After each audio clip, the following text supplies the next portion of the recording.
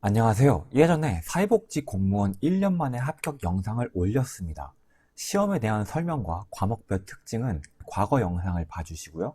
이번에는 들어간 돈이나 정보 커뮤니티 같은 초시생 분들을 위한 정보를 설명하겠습니다. 들어간 돈 같은 거 구체적으로 궁금하시잖아요. 첫 번째, 공시 동안 들어간 돈. 결론부터 말하면은 저는 800만 원이 들어갔어요. 이거는 제 기준입니다. 일단은 한 달에 50만 원씩 이체해가지고 썼고요. 그리고 교재값. 교재는 권당 15,000원 정도 해요. 이거를 여러 개 사야 되니까 총 20만 원에서 30만 원 정도 들어갔습니다. 그리고 강의 사이트 결제. 공단기를 들었는데 거기에서도 이제 강의를 들으려면은 회원권을 결제해야 되죠. 거기서 저는 사회복지 직렬 결제를 해가지고 50만원에서 100만원 사이가 들어갔습니다. 그리고 스터디 카페, 저는 기관권을 결제해가지고 한 달에 10만원에서 15만원 정도 들어갔던 것 같아요. 그리고 사물함까지 결제해가지고 추가적으로 한 달에 만원씩 더 들어갔죠. 근데 여러분들이 아셔야 될 게 저는 돈을 적게 쓴 편입니다. 저는 친구가 없고 여친도 없어가지고 딱히 돈 쓸 일이 없었어요. 만약에 여러분들이 친구 많은 인싸나 아니면은 밖에 놀러 다니시는 걸 좋아한다. 그러면은 저의 1.5배는 더 들어가시겠죠? 그러니까 여러분들의 소비를 구체적으로 측정하셔가지고 그만큼 돈을 모으시고 시작하시는 게 좋습니다. 여기서 이제 추가적으로 더 설명을 할게요. 이 교재라든지 강의 사이트 결제라든지 처음 하시는 분들은 모를 거란 말이에요. 이거를 좀 자세하게 설명해 드리면은 제가 처음에 교재를 보고 깜짝 놀랐던 게 아니 교재가 몇 개야? 뭘 사야 해? 이런 식으로 너무 헷갈렸어요. 예를 들어서 한국사다. 그럼 이 강사 한 명이 내는 책이 정말 많습니다. 이론서에다가 기출문제집, 요약본, 모의고사, 또 별의별 이름들이 붙은 온갖 책들이 많아요. 한국사니까 뭐 사료 책도 있겠죠? 이런 식으로 정말 10권이 넘어가요. 이걸 대체 뭘 사야 돼? 이렇게 헷갈리실 수 있는데 일단은 3개만 사시면 됩니다. 이론서, 기출, 요약.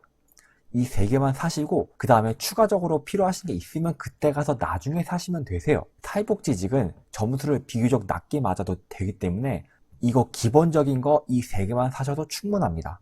여기다가 추가로 나오는 뭐 모의고사라든지 사료책이라든지 뭐 이런 추가적인 책들은 행정직처럼 100점 맞아야 되는 그런 분들이 사시는 겁니다. 이것만 일단 사시면 충분합니다. 그리고 이거 여러분들이 이 시스템을 아셔야 되는데 책 중에서 올해의 책을 사셔야 돼요. 예를 들어서 올해가 2023년이다. 그럼 23년에 나온 책들이 있어요. 그거를 사셔야지 23년 강의와 호환이 됩니다. 물론 내용이 크게 변하는 건 아니니까 2022년 책으로 공부를 하셔도 충분하세요. 근데 이왕이면 23년 책과 강의로 공부를 하시는 게 낫잖아요. 그러니까 올해의 책을 사셔요. 그리고 추가적으로 아셔야 하는 게 이 강사들이 강의를 찍는 게 실시간입니다. 무슨 소리냐면은 6월 달에 시험이 있어요. 그럼 6월 달에 응시를 할 걸 가정하고 강사들이 강의를 찍어 나가는 거예요. 무슨 소리냐면은 여러분들이 지금 한국사를 조선까지 들었어요? 그럼 이제 근현대사를 들어가야 되잖아요? 근데 근현대사 강의가 아직 없어요. 왜? 강사들이 아직 안 찍었거든요. 이 6월에 맞춰서 시험에 딱 볼 수 있도록 강사들이 강의를 쭉 찍기 때문에 여러분들이 공부를 되게 일찍 하셨다. 그러면 아직 강의가 업데이트가 안 돼 있을 수도 있어요. 그러면 그 부분은 아직 공부를 못 하시는 겁니다. 그래서 여기서 진짜 열심히 하시는 분들은 이미 작년에 강의를 이미 다 찍어놨을 거 아니에요? 그래서 작년 강의로 미리 공부하시는 분들도 있습니다. 그래서 여러분들이 언제 공부를 시작하시냐에 따라서 강의가 아직 다 업데이트 안 돼 있을 수도 있다. 이런 게 있다는 거를 알아두시면 좋아요. 그리고 강의 사이트 결제. 이것도 복잡한데 프리패스라는 게 있고 직렬별이라는 게 있어요. 참고로 이건 공단기 기준입니다. 제가 공단기를 했으니까요. 이 프리패스는 뭐냐면은 한마디로 무제한 이용권입니다. 여러분들이 시험이 한번 떨어졌다. 그러면은 내년에 또 들을 수 있어요. 계속 들을 수 있는 거예요. 여러분들이 붙을 때까지. 대신 가격이 세죠. 150만 원에서 200만 원 사이입니다. 엄청난 가격이죠. 대신 강의를 여러분들이 합격할 때까지 무제한으로 들을 수 있고 모든 강의와 모든 강사를 다 들을 수 있어요. 여러분 입맛대로 고르실 수 있는 거죠. 반면에 직렬별은 그 해당 직렬의 과목만 들을 수 있어요. 저는 이걸 했는데 예를 들어서 사회복지 직렬 회원권이다. 그러면은 사회복지 강의, 국어, 영어, 한국사, 사회복지학개론, 행정법, 총론 그 5개의 강의만 들을 수 있는 겁니다. 그리고 강사의 수도 좀 적어져요. 프리패스가 모든 강사 10명을 다 들을 수 있다. 그러면은 직렬별 회원권은 한 7명? 그 정도밖에 못 들어요. 그래서 남들이 다 듣는 1타 강사를 못 들을 수도 있는 거죠. 그래서 여러분들이 나는 강사도 상관없고 1년 만에 붙을 수 있다, 그러시면은 직렬별 강의를 들으시는 게 나아요. 이게 훨씬 쌉니다. 저도 한 70만원, 50만원 정도 했던 것 같아요. 그리고 이 사이트 결제는 이벤트나 기간에 따라서 가격이 조금씩 바뀌니까 그거를 잘 아셔야 됩니다. 그러니 여러분 사정에 맞춰가지고 원하시는 거를 결정하시면 됩니다. 그 다음에 스터디 카페에 돈이 들어갔습니다. 이게 기간권이 있고 시간권이 있는데, 기간권은 한 달 동안 시간 무제한, 그리고 시간권은 그냥 100시간 이런 식인데, 여러분들이 진짜 하루 종일 공부를 하실 수 있다, 그러면 기간권을 고르세요. 이거는 그냥 한 달 동안 24시간 공부를 해도 되는 거기 때문에 훨씬 효율적입니다. 그리고 우리는 공부를 하기 위한 최고의 환경을 맞춰야 되잖아요. 그래서 필요에 따라 사물함이나 1인실을 결제하셔도 좋아요. 무거운 책이 수십 권이니까 그거 다 못 들고 다닌단 말이에요. 그래서 저는 사물함을 결제해가지고 두고 다녔습니다. 그러면 공부의 효율이 더 좋아지겠죠. 그리고 1인실, 이제 독방으로 1인실이 있으면 공부가 더 잘 돼요. 그래서 여러분들이 필요에 따라 여러분 자신만의 1인실을 결제하시는 것도 좋은 방법입니다. 그래서 결론은 저는 공시생 동안 약 800만원 정도가 들어갔다. 그 다음에 모의고사가 대체 뭐야? 이것도 저도 처음에는 뭔 소리인지 몰랐어요. 모의고사는 말 그대로 시험의 모의고사입니다. 근데 두 종류가 있는데, 책으로 된 모의고사가 있고 인터넷으로 보는 모의고사가 있어요.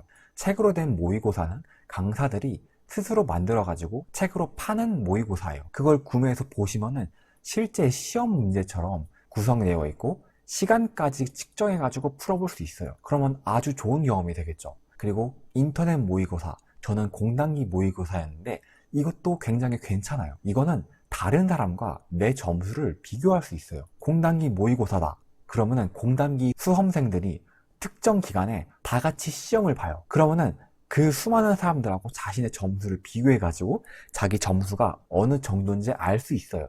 여기에 지역별, 그리고 직렬별 그런 것까지 입력해가지고 자기 점수가 어느 정도인지, 합격권인지 불합격권인지 이런 식으로 측정할 수 있어요. 이게 정확도가 꽤 높대요. 그래서 자기 순위를 확인하는데 좋은 모의고사다. 근데 저는 모의고사를 풀고 자존감이 떨어졌는데, 왜냐면은 모의고사는 실제 시험보다 1.3배 정도 어렵기 때문입니다. 왜냐? 이 사람들은 사업체잖아요. 모의고사의 합격 예상 정확도를 높여야겠죠. 그래서 더 어렵게 합니다. 더 어려운 시험에서 고득점을 맞았다, 그러면은 상대적으로 쉬운 본 시험에서도 당연히 고득점을 맞겠죠. 모의고사의 예측 정확도를 높이기 위해서 본 시험보다 더 어렵게 하는 겁니다. 그래서 멘탈 관리를 위해서 모의고사 너무 집착하지 않는 게 좋아요. 모의고사가 너무 어려우시면은 국가직을 미리 보셔도 좋습니다. 지방직 시험은 6월이고 국가직 시험은 4월이란 말이에요. 그러면은 2달 더 빠르네요. 그래서 저는 국가직 시험을 미리 봤습니다. 뭘 봤냐면은 보호직 시험을 봤어요. 이 보호직 시험이 좋은 게 사회복지하고 과목이 많이 겹쳐요. 과목이 총 5개인데 그 중에서 4개나 겹칩니다. 이 중에 사회복지학 개론도 있어요. 너무 좋네요. 보호직, 국어, 영어, 한국사, 그리고 사회복지학 개론, 그리고 형사법일 거예요. 그래서 형사법은 제외를 하고 나머지 4개나 되는 과목을 볼 수 있는 거죠. 얼마나 좋아요. 진짜 시험이잖아요.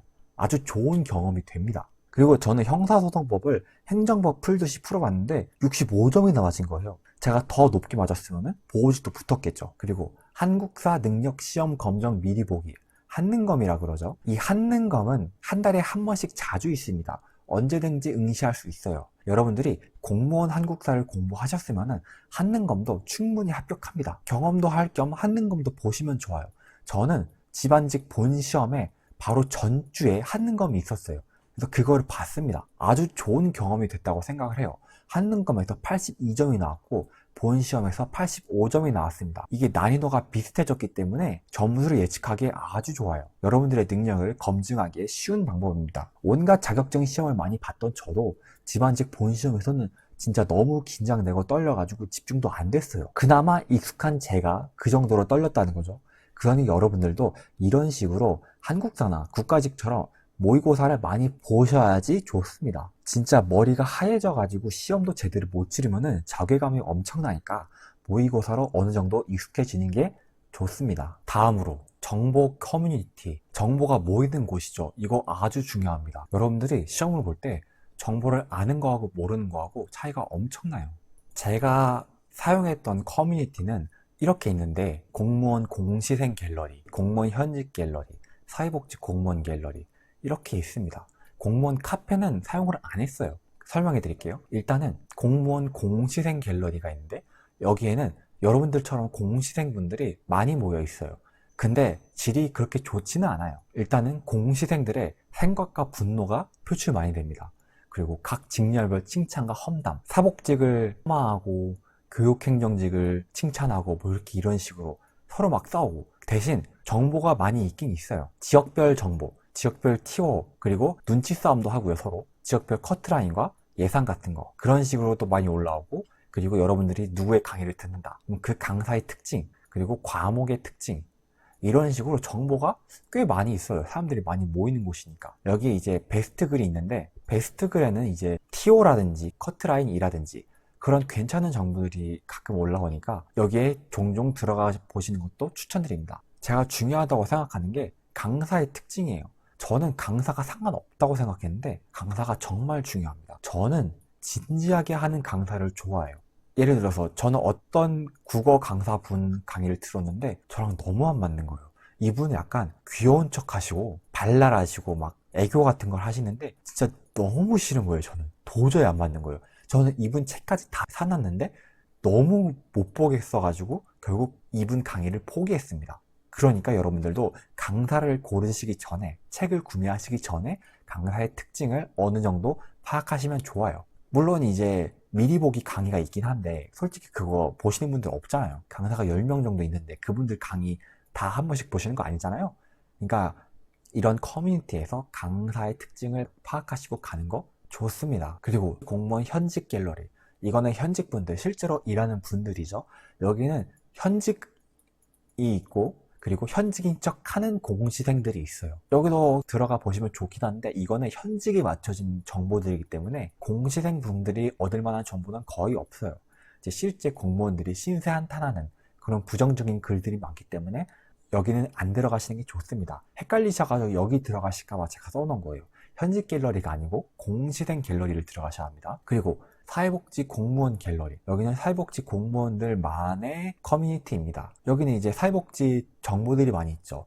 이제 유명한 강사들 이름이 나온다든가 아니면 공부 방법이라든가 아니면 사회복지직의 전망, 뭐 이런 얘기를 가볍게 하는 곳이에요. 이것도 들어가 보시면 좋긴 한데 아무래도 공시생 갤러리보다는 정보의 양이 적죠. 그래서 여기만 가끔씩 들어가가지고 베스트 글만 살펴보시는 거 추천드립니다. 그리고 공무원 카페, 저는 카페를 안 썼어요. 왜냐면은 종류가 너무 많고 또 입구 컷이 있거든요. 입구 컷, 한마디로 카페 가입 자격을 본다는 거죠. 책을 구매해가지고 그 책이 총 몇 페이지인지 그걸 인증을 해야지 그 강사 커뮤니티에 가입할 수 있게 해놓은 것도 있고, 아니면 뭐 별의별 홍보나 후기를 막 써야지 이제 열람을 할 수 있게 하는 것도 있고, 그런 식이어가지고 전 너무 짜증나가지고 그냥 안 했어요. 물론 여기도 자료는 많이 있습니다. 그래서 여유가 되시는 분들은 공무원 카페에 가입하셔가지고 자료를 얻으시는 것도 좋아요. 그리고 계획입니다. 계획은 단기 계획이 있고 장기 계획이 있습니다. 이 강사들이 계획을 꼭 짜라고 강조를 해요.